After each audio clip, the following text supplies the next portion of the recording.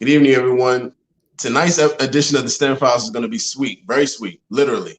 So tonight we talk with Dr. Maya Warren, ice cream scientist and food scientist. Stay tuned for more after this.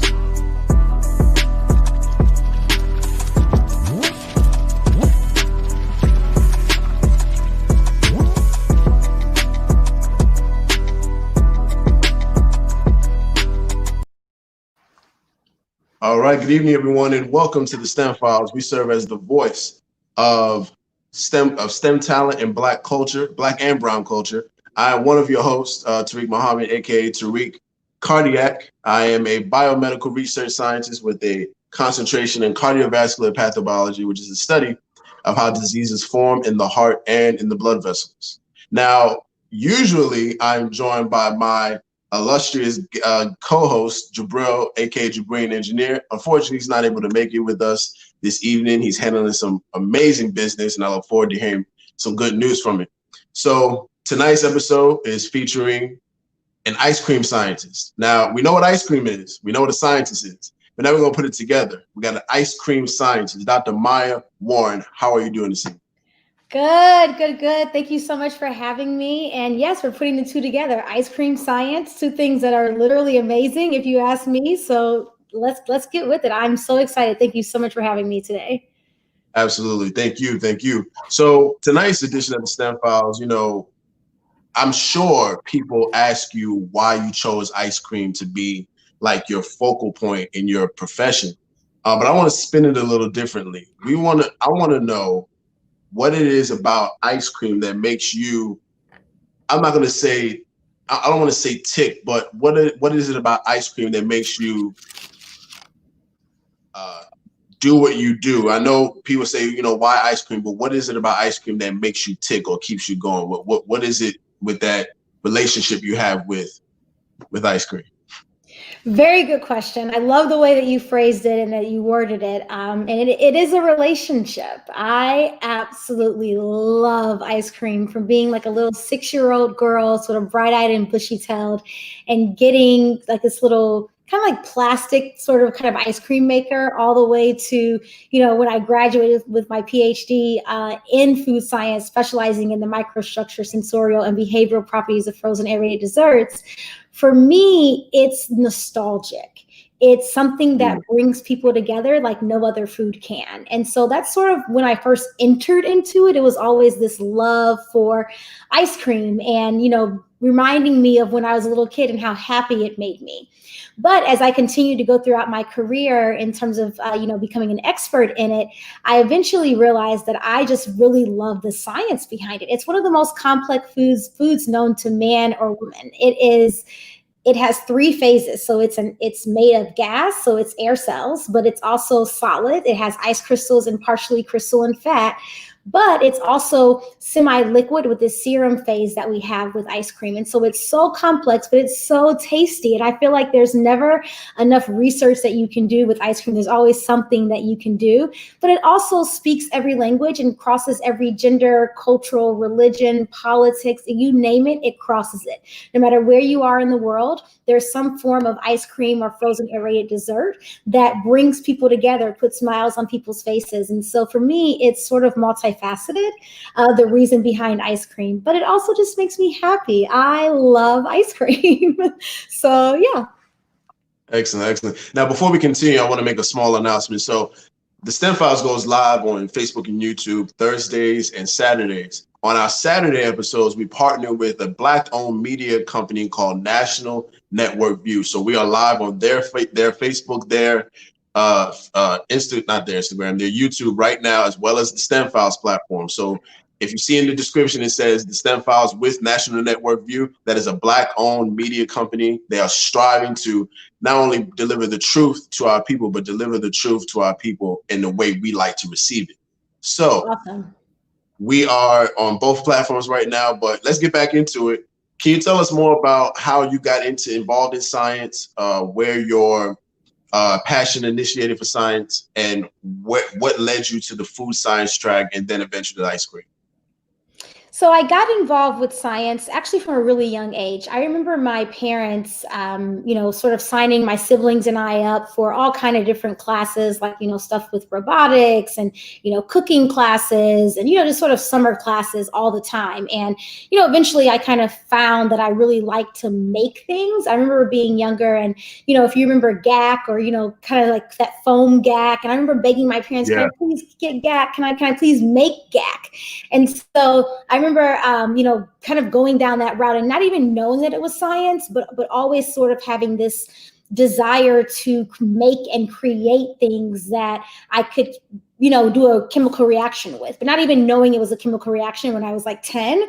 I just knew that I enjoyed doing it. And so that's kind of my first fall in love with science. But it wasn't until I was a sophomore, I guess, in a sophomore or a junior in high school when I took my first chemistry class, and I fell in love with chemistry. Not only did I happen to be good at it, but I also, just had a really great teacher, and, he really made sure that I was able to tune into that love, that desire for chemistry. And so I went to college, Carleton College in Minnesota, knowing that I was going to be a chem major, but I thought I was going to teach chemistry. I didn't think that I was going to go into food science. So it actually wasn't until my senior year of college where I found food science. I went to a really small school, about 1,800 students when I was in college. And so very small. We didn't have a food science program. But one day I was over my best friend's house and we were watching Unwrapped on the Food Network, where they go in and unwrap. Where they go in and really unwrap how food is made.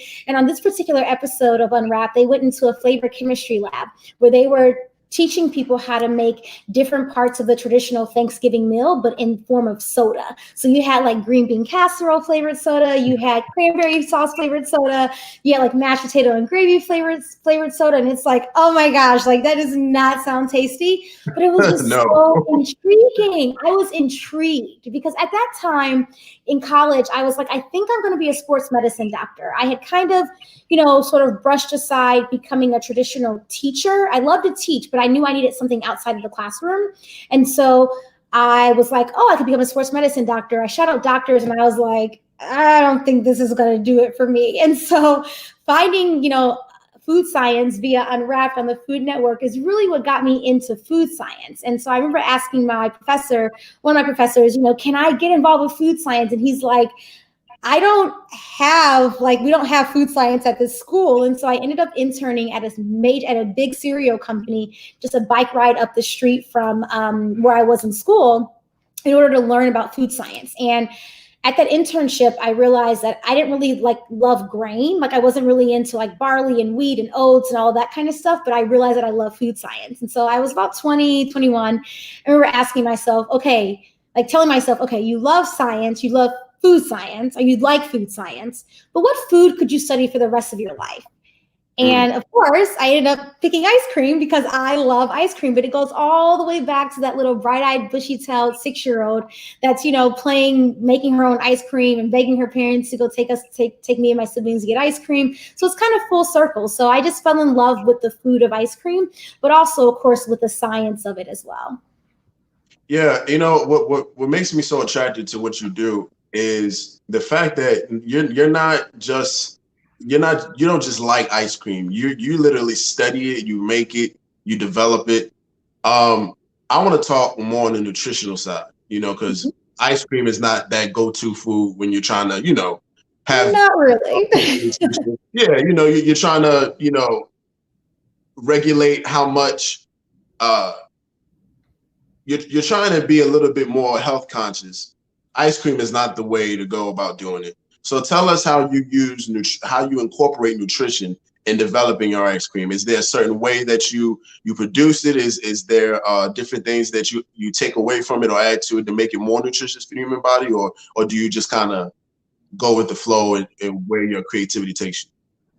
So very good question. I mean, it all depends upon what it is that your target is. If you are making an ice cream or a frozen aerated dessert product, well, first, let me rewind a little bit. In order to be called ice cream, you must, by legal definition, have 10% or more milk fat. If it's less, you'll probably call it a frozen dairy dessert, Or if Okay. there's no dairy, you'll call it a frozen aerated dessert or vegan ice cream or, things like that. And Right. so when it comes to making it quote unquote healthier, there's a lot of different avenues that you can go.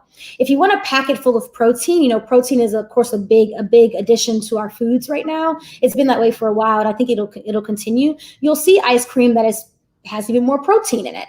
But ice cream typically has around 3 to 4% protein anyway, but most people aren't going to ice cream for protein. So if you're able to get, 8 grams of protein in there per serving, people are going to be more attracted to that if they're looking for protein rich, but yet sort of indulgent, satisfying foods. But then there's always going with sugar alternatives. If you're looking for things that are, nutrient dense, but don't have your typical, white granular sugar in it, you do use replacers. However, some of those replacers maybe can cause some stomach issues, depending upon the person that's eating it. So you have to be careful with like erythritol and xylitol and things like that, because sometimes they can really upset your stomach. So I like to personally think of ice cream not as a nutrient, super nutrient dense food that I'm eating because I need to, get nutrients in my body. Although milk fat and calcium and, some good proteins are in there, I like to think about ice cream as good food for the soul. And so it's not just about, being so nutrient dense all the time. For me, it's about what's going to make me happy and make me feel better or things like that. So, I'm an athlete. I definitely run a lot. I definitely eat a lot of ice cream, but it's always a balance. And so I like to look at ice cream as like therapy for your taste buds. So it's not just about, making sure that you have only X amount of grams of sugar and fat a day. For me, it's a balance. And so it's really, really important to have that. But, for me, I'm vegetarian and I eat a crazy amount of spinach and broccoli. So I balance it out. I like to say a lot of times I really just get my carbs from ice cream. Other than that, I pretty much don't eat a lot of bread or rice or, things like that, because I just eat a lot of ice cream. Wow, got you. So for those who are watching, feel free to drop the comments in the comment section. We're like I was saying earlier, we're on YouTube, Facebook, on 2 different platforms, both the STEM Files platform and National Network View. So please bring the questions in, the comments. We want to hear from you. So on this show, we do a lot of word clearing. So we want to make sure that those who are watching understand exactly what we're talking about and what we're not talking about. So can you go into what food science is and what a food scientist is? Because you have dietetics, you have nutritional science. What is food science? So can you break those different things down? Yes. So food science, as a food scientist, and those of us who are food scientists, we combine sort of the science of like chemistry, biology. We combine that with engineering, microbiology, to be able to produce, process, create foods or research foods to be able to make them into potentially, nutritious items or items that have longer shelf life, so that you can eat them. People that are nutritionists, they usually deal with food once it sort of enters the body. And so food scientists, we create food and deal with food outside of the body. And so we might work with engineers, we might work with chemists, some people may even, go down a route that's a food engineer or a food chemist, in which you do the chemistry of food. It's all chemistry, but it's just dealing with the chemistry of food instead of the chemistry of, a material like cotton or something like that. You know what I mean? So it's the growing of food, it's the creating of food, it's the extending the shelf life of food, it's the microbiology of food, the engineering, the chemistry of it, to make sure that the food can be healthy, can be sustainable, can have X amount of shelf life so that you can eat it and it can be transported all around the world. I always like to say that Cheerios didn't just appear one day. Like, they didn't just grow from the ground. A group of people, scientists, engineers, food scientists, had to develop them and had to create them in a way that they hold up in their packaging so that it has a decent, long enough shelf life so it doesn't go stale right away. So there's packaging engineers that are behind that, but then there's also food scientists and food engineers to make sure that there's not too much moisture in the Cheerio so that it doesn't get moldy. So there's all kind of things that food scientists do to make sure that your food is safe, healthy, but also tastes good. There's product developers out there that make sure that, if you're eating a strawberry yogurt, that it tastes like strawberry and it doesn't taste like peach or chocolate. You know what I mean? Like there are food scientists, food chemists that make sure that the food tastes right. And there's sensory scientists that do texture, that do stretching of cheese, that do, you know, sort of the bite of the potato chips to make sure it's not soggy, to make sure it's not heavy. But the same thing, even in ice cream, we make sure that the product isn't, you know, soggy, or doesn't shrink, or doesn't just collapse on itself. So there's so much science that goes into the food that we eat that we just don't think about it per se. But I have friends that research chocolate, the bloom in chocolate. So when your chocolate looks a little kind of like ashy, or kind of has like a white coating on it, it's not bad. It just means that there's a little bloom in there, whether it's a fat bloom or a sugar bloom, that's maybe kind of come out of its sort of the best state for that chocolate, like a beta 6 state for that chocolate to be able to snap properly and eat properly. Doesn't mean it's bad. It just means maybe kind of got melted a little bit differently. But there's so much science in food to be able to make sure that the food is, again, safe, healthy. But then when you're a nutrition expert or a dietetics expert, you kind of deal with the other side of the food to make sure that, yeah, you're getting X amount of protein and X amount of, you know, fat and whatnot, you know, in the food when you're actually eating it and processing it. Got it. Well, I wanted to ask you about,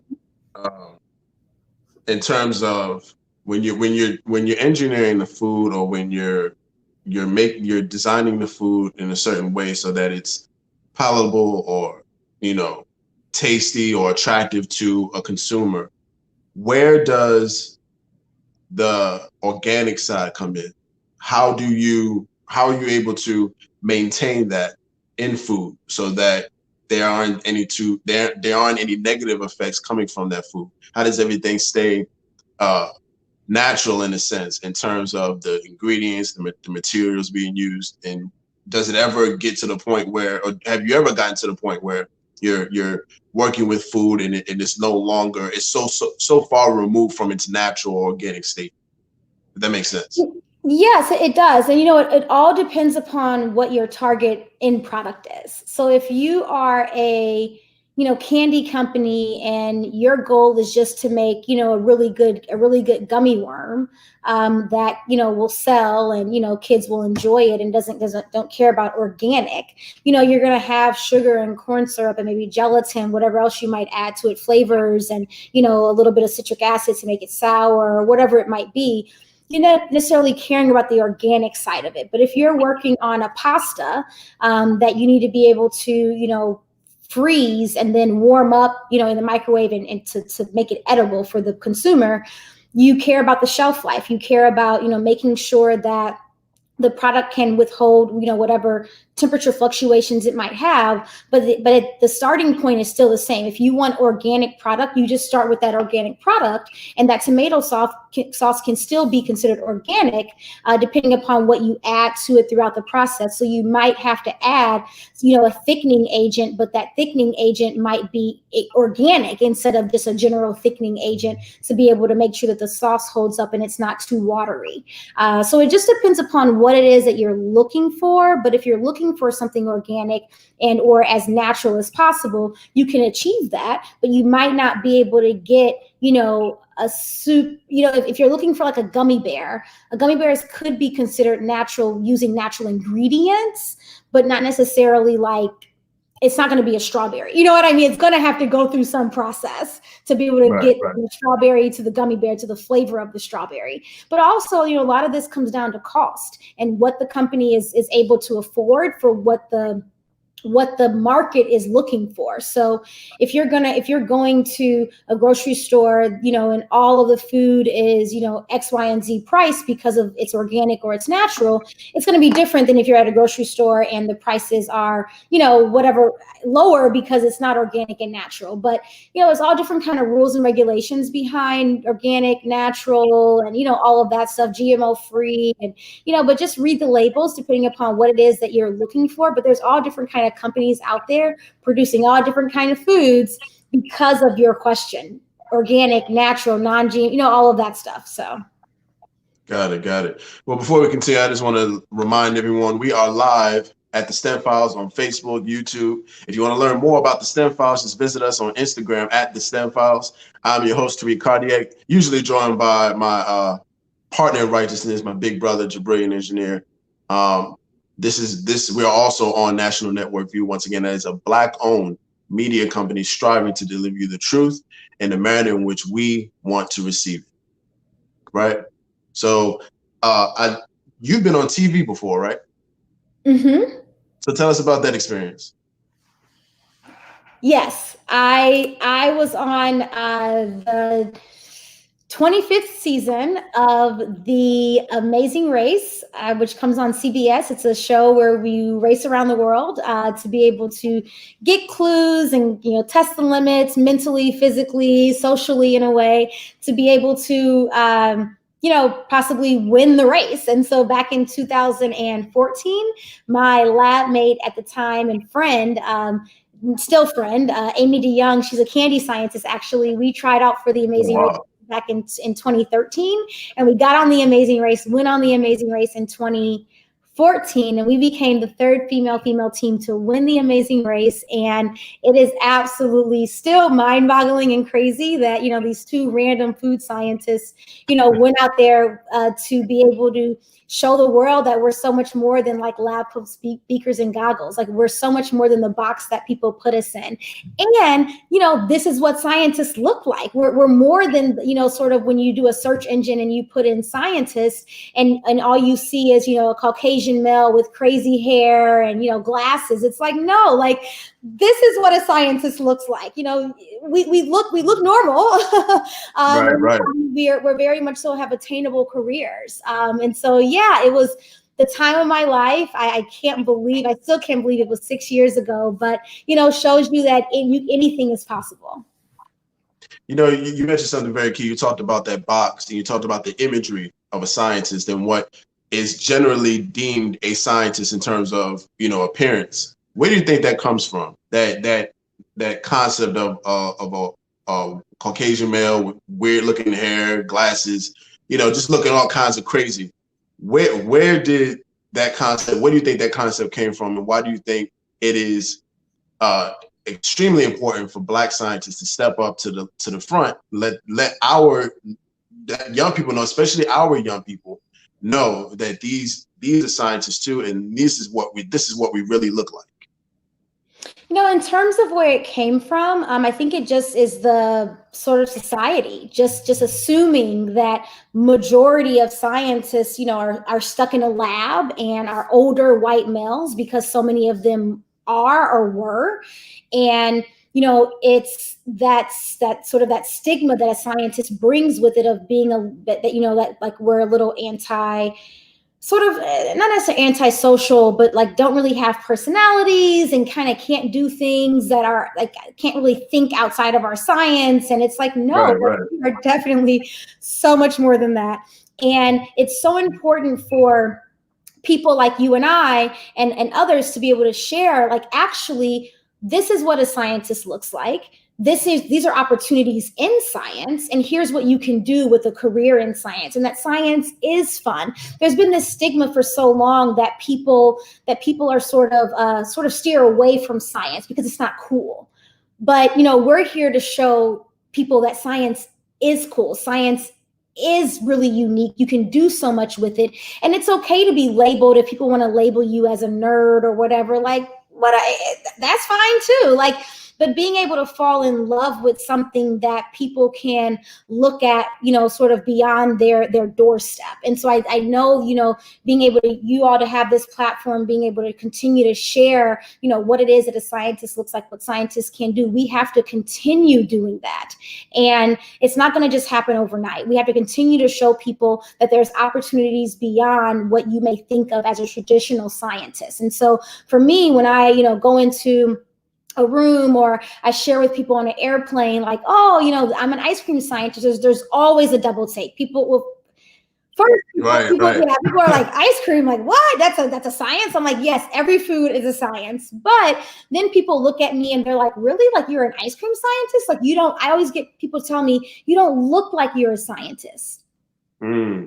I used to kind of be offended about that, but now I'm actually proud because hopefully I'm continuing to break those barriers of what a scientist looks like, how we carry ourselves, how we interact with people. Again, going back to The Amazing Race, showing the world what a food scientist can be, what we look like, but also showing them that we're not just these people in lab coats all the time. Like, yeah, we wear lab coats, but that doesn't define us, and that we're not stuck in a box. We can be a food scientist, we can be a scientist, we can be a doctor, but we can also be a triathlete. We can also be a marathon runner. We can also be someone that's really into, watching reality TV and shopping, and you know what I mean? Like, we have personalities, we have lives beyond what this box puts us in.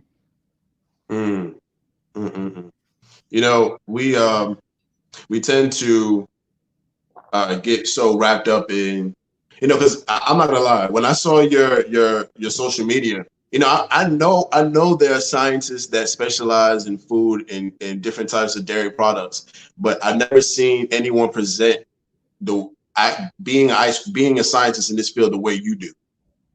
So it's very interesting how you've branded yourself as an ice cream scientist and what you've been able to do with it. So how have you been able to use ice cream as a way to inspire young people into getting into science? Because if you told me, if I'm 11 years old and you told me ice cream scientist, that's all I need to hear. so what are some of the things that you've been able to do to inspire young people using ice cream? Yes. So starting all the way back to when I was in graduate school, I remember, it was about my second year of graduate school. And I was like, why am I doing this? Like, who cares? It's just ice cream. And I was sort of, I was like battling, like, am I just going to stop and get my master's? Not just my master's, but am I going to stop and get my master's? Am I going to go all the way through and, go through this grueling, 6.5 years of studying ice cream when I can't even figure out why I even care? So eventually, I started teaching. As I mentioned earlier, my first true love is really about teaching. I love teaching. I love sharing and being able to inspire. So I had to figure out within ice cream what it was about it that I was, going to fall in love with. And it really started when I started doing demonstrations to teach people about my craft, about ice cream, and to see people connect with it. People are like, oh yeah, that's why I get freezer burn. Or, oh yeah, like that's why my ice cream feels a little greasy, because of partial coalescence, or, it's a little icy because the ice crystals are X size, or, different things like that. And so I started being able to connect with people personally with ice cream. And so fast forward from like my second year of graduate school and doing, teaching ice cream all throughout graduate school, and doing demonstrations, but then connecting that all the way to this time of COVID, this pandemic that we're in, and being able to, eventually use Instagram as a platform to be able to share ice cream in a totally different way.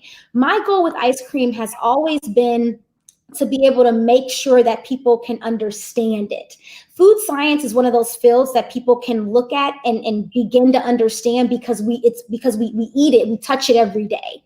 And being able to bring the science into a food that, again, makes people happy, brings people together, is joyous, is sort of nostalgic in a way, to be able to bring science into that and makes science not intimidating. I can talk all about phase transition and crystallization of foods. I can talk all about, partial coalescence and looking at ice cream under a microscope and the melt rate and drip through rate and, all of this stuff. I can talk all about it, but it's no longer intimidating because we're intrigued, because we love it. And so when I started Ice Cream Sundaes with Dr. Maya, which is basically pretty much what I do on my Instagram platform, it was a way to connect with people during a really hard time.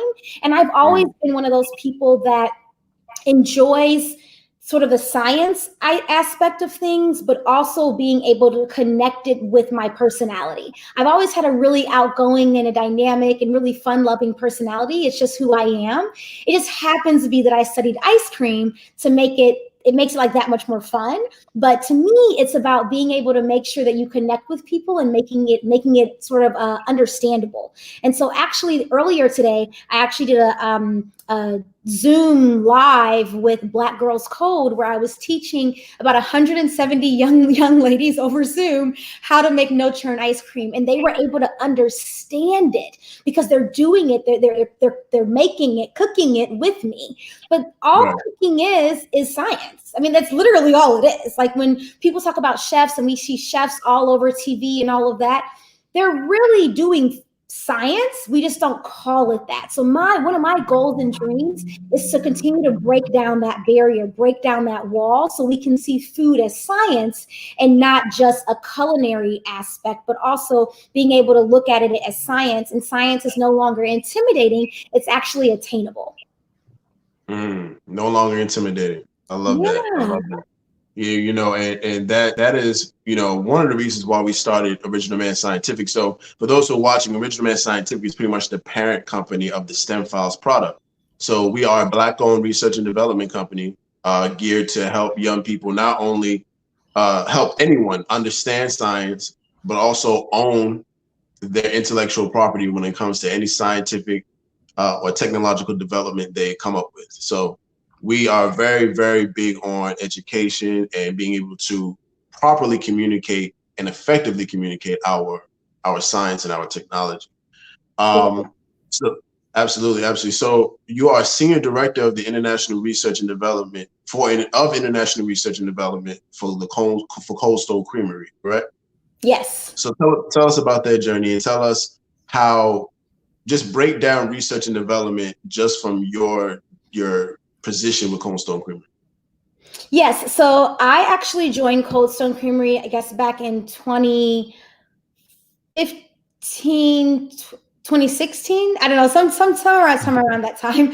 And believe it or not, they actually found me from The Amazing Race. So back in, you know, when Amazing Race was airing and all of that, you know, there's a lot of articles and things like that written about myself and Amy, my partner on the race. And so many people were so intrigued with us because we're this, you know, candy scientists and food scientists, and we're these females. And it's like, what? Like, who are these people?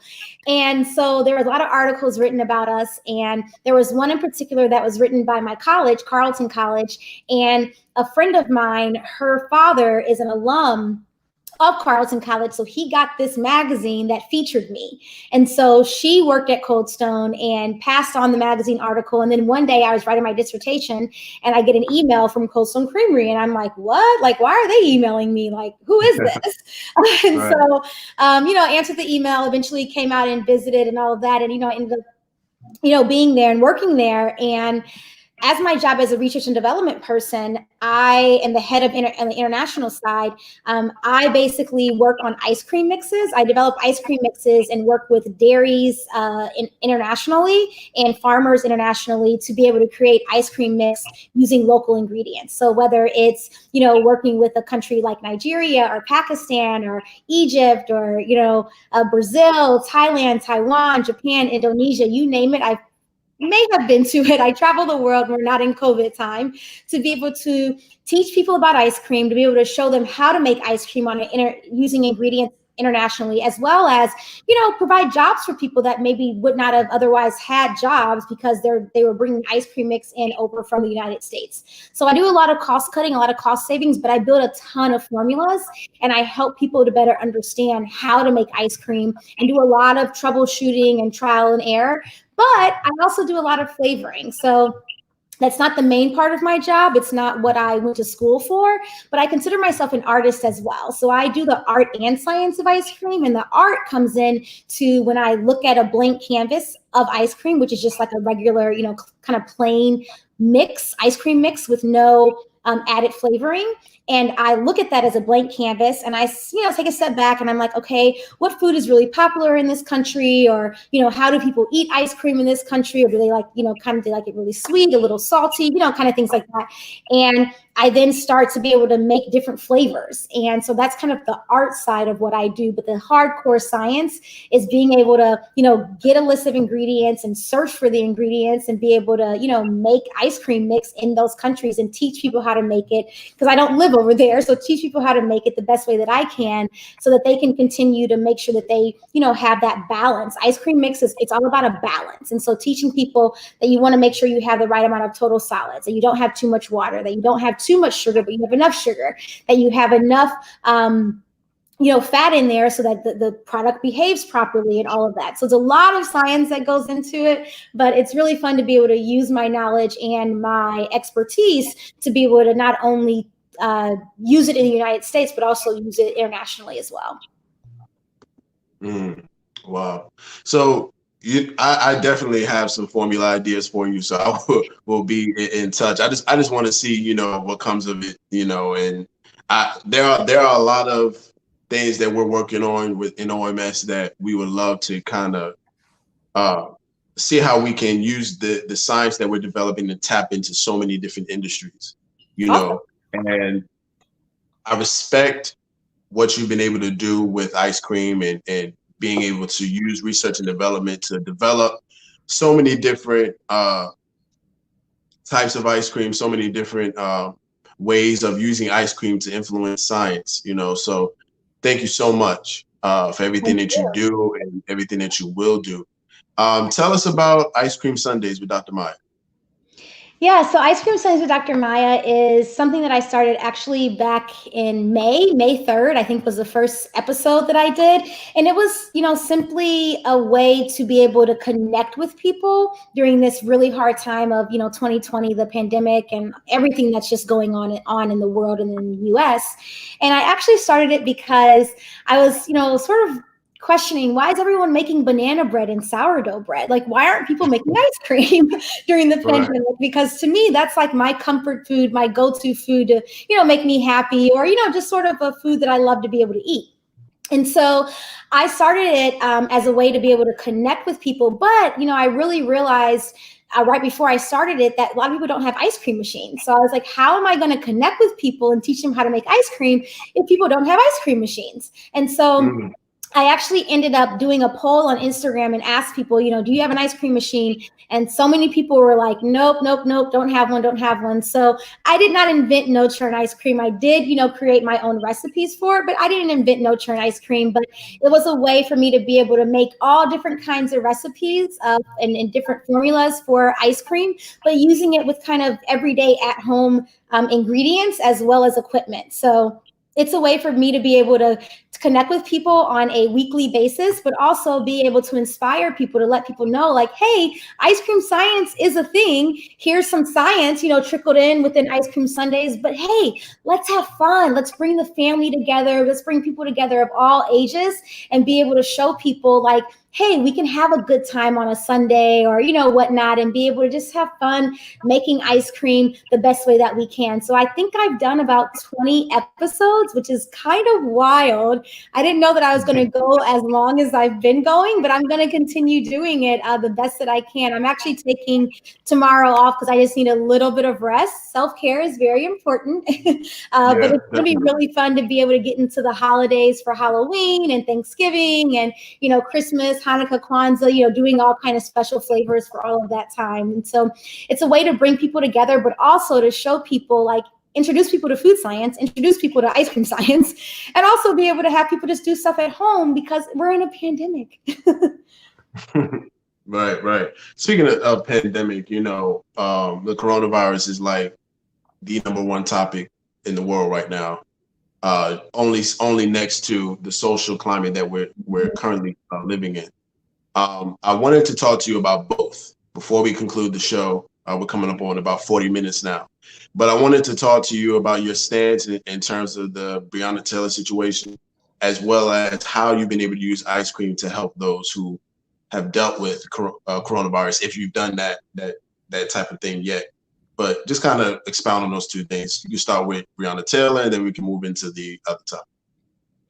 Yes, when it comes to the issues around the case of Breonna Taylor and, Ahmaud Arbery and George Floyd, I mean, the names can go on and on and on and on. Unfortunately, it is a problem that we have in America that didn't start because the pandemic started. It didn't start 20 years ago. It started when slaves were brought over from Africa to work here and build this country that in some ways we're not really fully allowed to live in.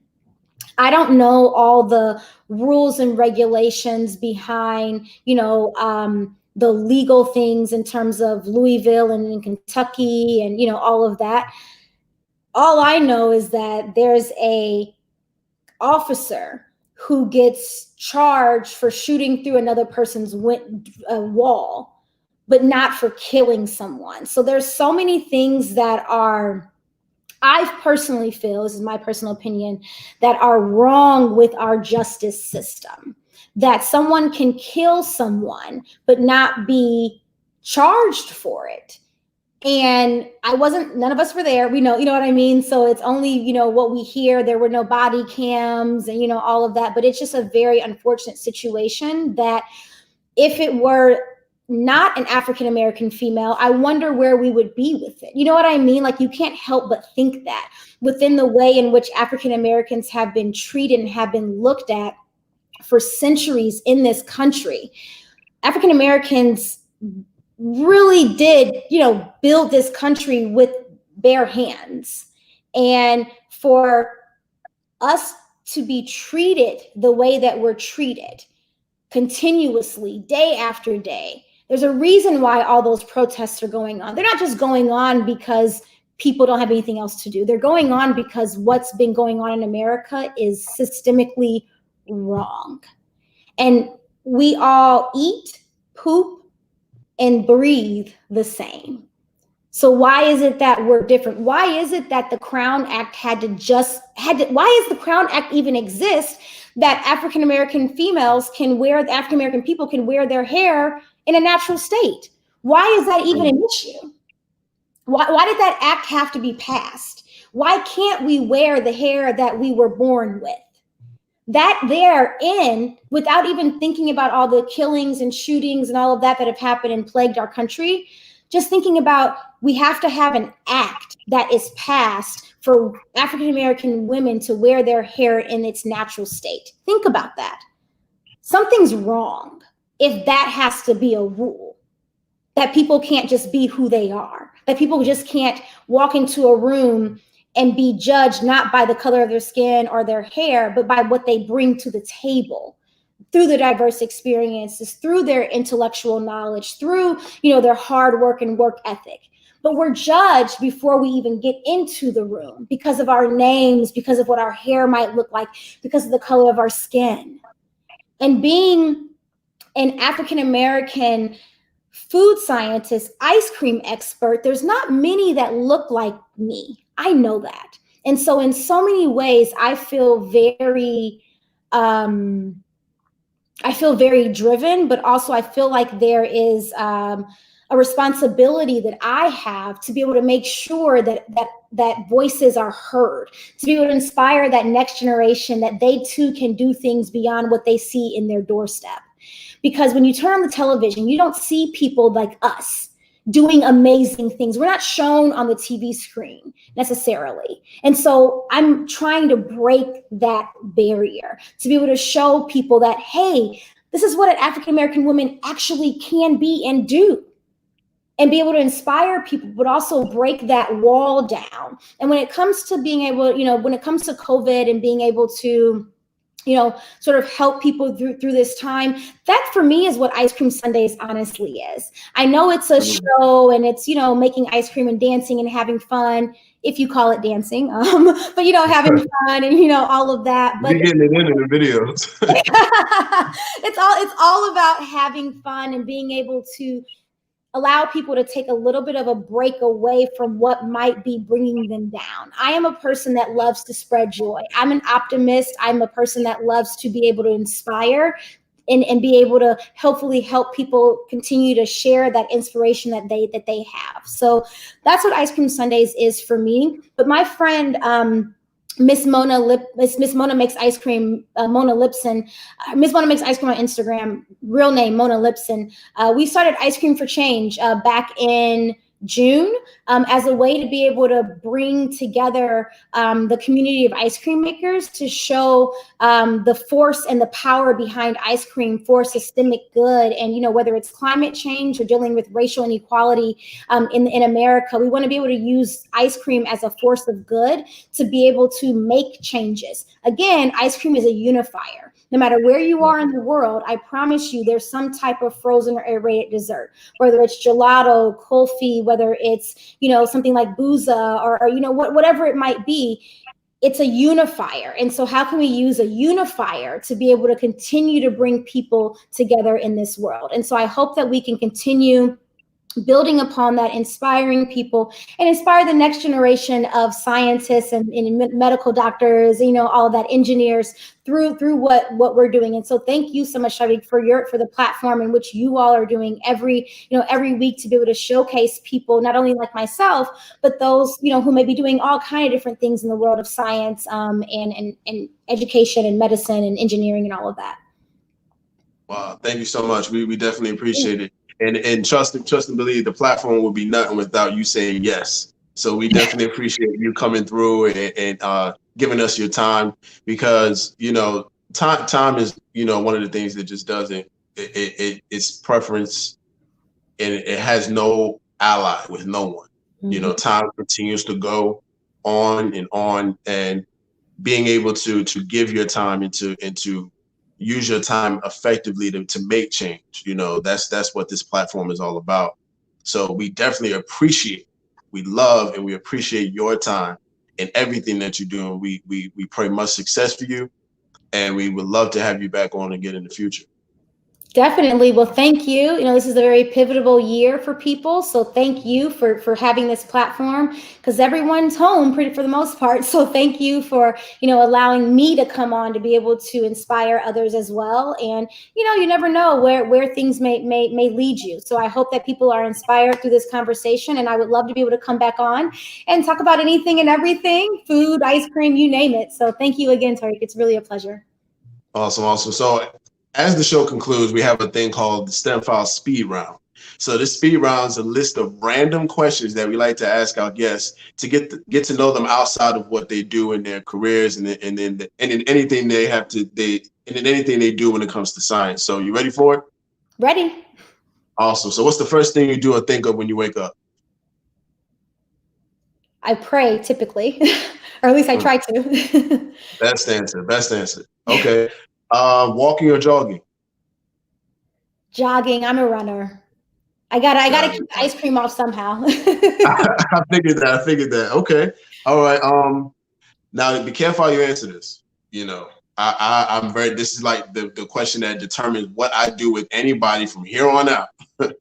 Apple or Android? Oh, Apple. I'm a Mac user. I have an Apple computer, iPhone, the watch, iPad, laptop. Apple TV. I mean, you name it, I have it. I am an Apple user. Same as my wife. She has every product. She has the pad, the computer, the watch, the phone. She got the big four. Yep, so more power to her. Yeah, I think the only Apple device I have is an iPad. I just can't do it. Like I like the Windows and the Android system. It's just something about it. Like I can't get away. That's so funny. I love the question though. All right. So what's your favorite thing to cook? And don't say ice cream. No. I really love making curries. I'm a big Asian food lover. Yeah, I love curries. I love any kind of things with like broccoli and spinach are like my favorite foods. So anything with those, sauteing, all of that. I really love it. So curries, I'm really into curries right now. Yeah, you're definitely unique. I've never heard anyone say broccoli and spinach is their favorite. I love it. I know. Yeah. I love it. That's incredible. Okay, so what's your favorite song of all time? Ooh, right now it's Love's in Need of Love Today, Stevie Wonder. It's been on rotation in my head for a while. I'm kind of deep a little bit and I have a lot of energy, but I'm very extroverted, but I'm very introverted at times when I just need to be. And so that's on repeat. but so is I Just Want to Live by Kedron. I forget his last name, maybe Johnson. I don't remember his name, but the young man, I Just Want to Live. That's very much on my rotation when I'm on runs. Yeah, I think my favorite song right now, and I think this has been a like part of my soundtrack the soundtrack of my life since like maybe sophomore year of college, is that a song called "You Will Know." It's by Black Men United. So all the male artists in the mid 1990s came together. I think it was like 20 of them, and D'Angelo wrote the song. D'Angelo was only like 20 at the time, and he wrote Interesting. the song called, yeah, you got to check it out. It's called "You Will Know." It's about young Black men coming in and getting into manhood and understanding what manhood is all about. So from like I think I was maybe 19 on to now, that song is like in rotation every day, not all day, but every chance I get. Awesome. Yeah, definitely check it out. Definitely check it out. Cool. All right. So what's the worst job you've ever had? I've never had a worse job, because every job I'm able to walk away from with something learned.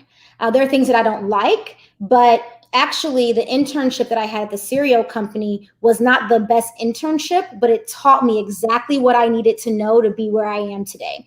It taught me always do what you love and love what you do, because you're doing it every day. But it also taught me food science. That's kind of where my food science sort of real love began. And so it wasn't the best job. I ended up actually leaving the internship, but it taught me what I needed it taught me for where I need to be right now, that I'm going to do what I love and love what I do for the rest of my life. And no matter what happens with a job or a career or anything, ice cream is my lifestyle. So it almost doesn't even matter with anything else, because in terms of like the outside jobs and things like that, because I love ice cream so much that it's always going to be a part of me. And so I encourage everyone to find something that no matter what, they are just so in love with it, that no matter what happens externally, they will always be doing that thing if that's what they want to do, because they're just so in love with it. So that's what it is for me. But I've never really had a bad job. I've just had some that I don't like as much, but I've always learned from them.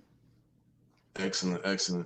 That's a great way to look at jobs that you may find undesirable, or something that you're trying to use as a stepping stone to get to something better. The attitude determines how you do things, anything. So if there's a job that you're working that you don't like, think about why you're doing it, and think about what you can do with that job to get to the job you want and the things that you want. Always. So definitely. All right. So if you were stuck on an island for a year and you could only listen to 3 albums, what would they be? Miseducation of Lauryn Hill. Okay, that's popular. Yes, that back in the day was my jam.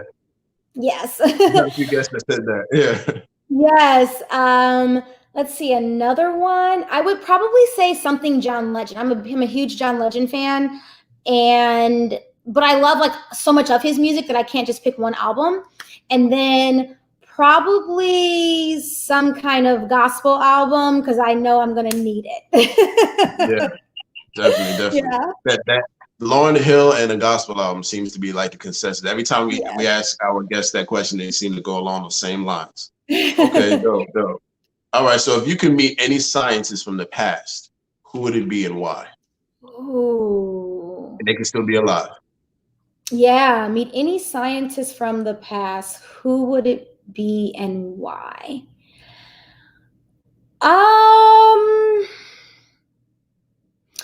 I don't really know, honestly. I guess I haven't thought about that question. I think I want to meet poets more than I want to meet scientists. I don't know. I don't know. I actually don't know. I have to think about that one. I don't just want to give an answer just to give an answer. So I don't know.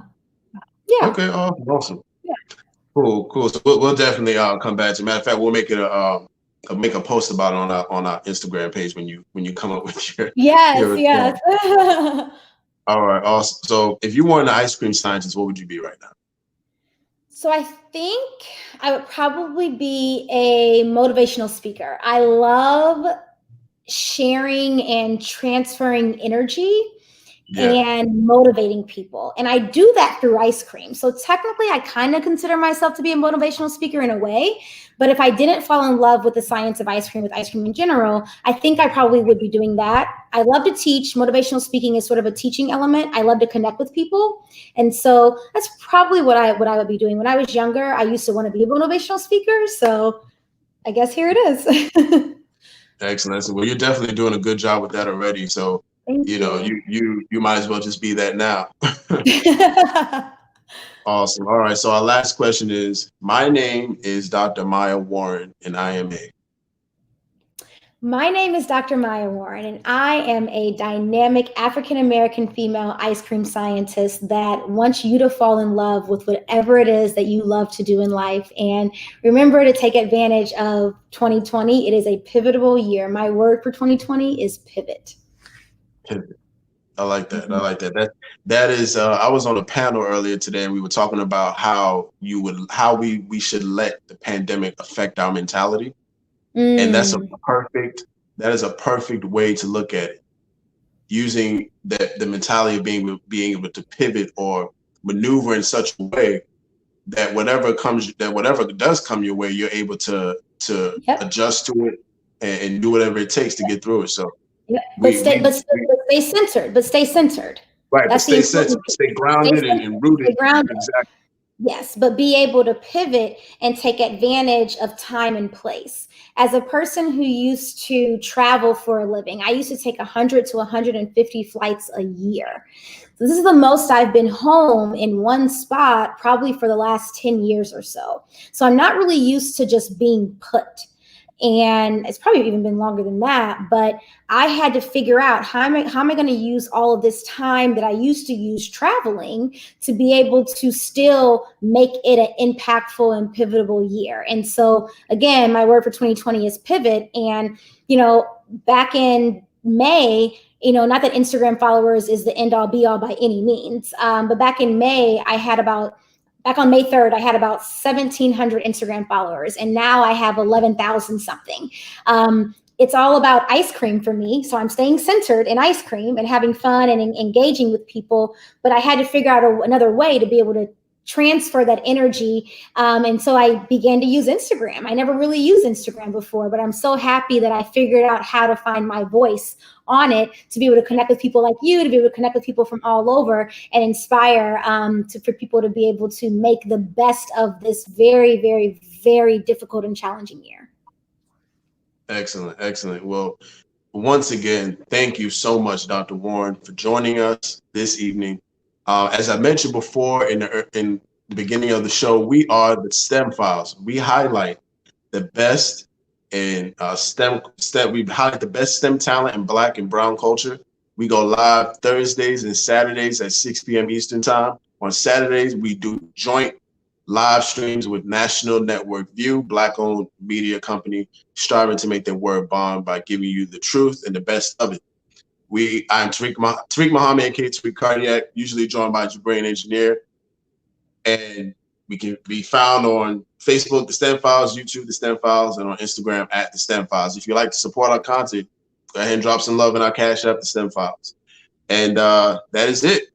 And once again, Dr. Warren, thank you so much. We look forward to having you back. Yes, thank you. And thank you for all that you all do. Absolutely, absolutely. So at this time, we are going to end the live stream. For those who are watching, definitely come back next Thursday, October 1st, where we'll be going into our special beekeeping series for the first week of October. So from October 1st to October 3rd, we'll be going into beekeeping, the science of beekeeping, and the different avenues you can take when it comes to that particular aspect of farming. So definitely come back, same time, next Thursday, 6 p.m. Eastern Time, okay? And once again, this has been the STEM Files. I'm Tariq Cardiac, Dr. Maya Warren. Everyone have a great evening.